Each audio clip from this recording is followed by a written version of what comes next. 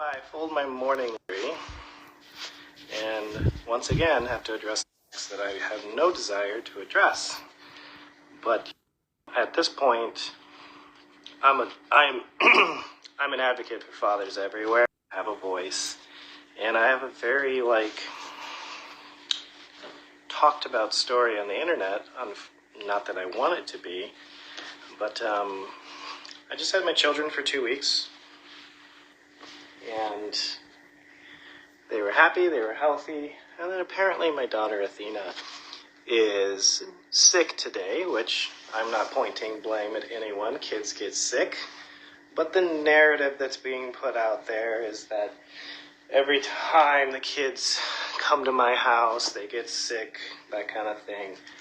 And I just posted a video of me taking my kids to the park yesterday, which was filmed 45 minutes prior to me dropping the kids off to their mom.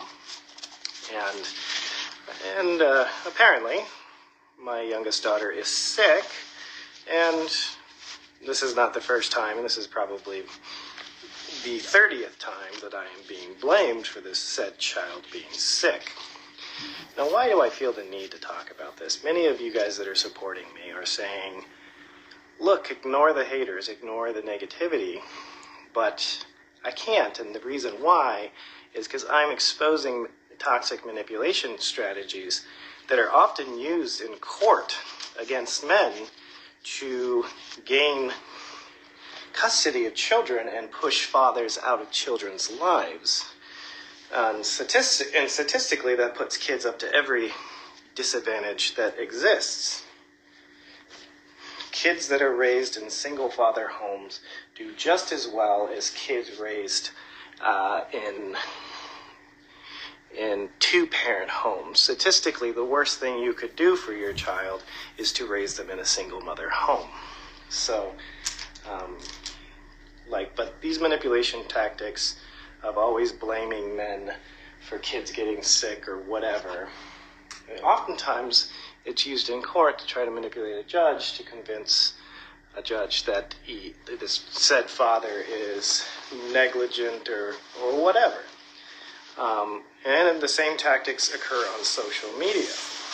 So I am once again being blamed for my child being sick, despite her being happy, healthy, running around in a park 45 minutes before I dropped the kids off.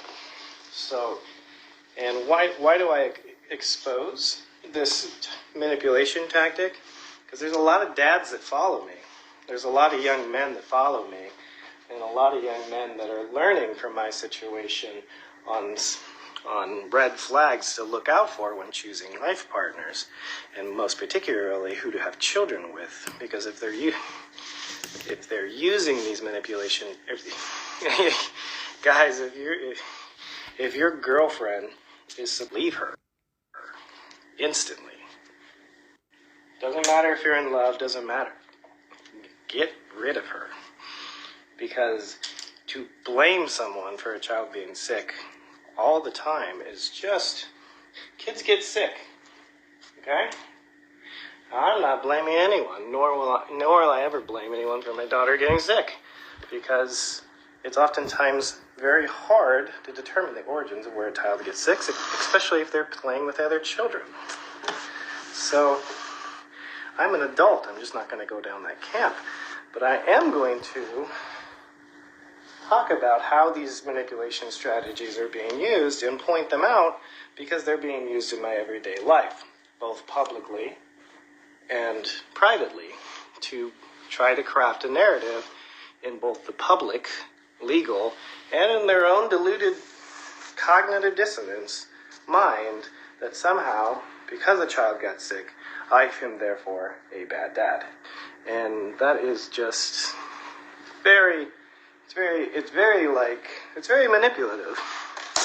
And in that video where I showed my daughter frolicking and playing 45 minutes before the exchange, there was a plethora of cognitive dissonant people. For those of you that don't know what cognitive dissonance means, it means that your opinions and biases are so ingrained that when you see evidence to contradict your opinion, you disregard it as not fact.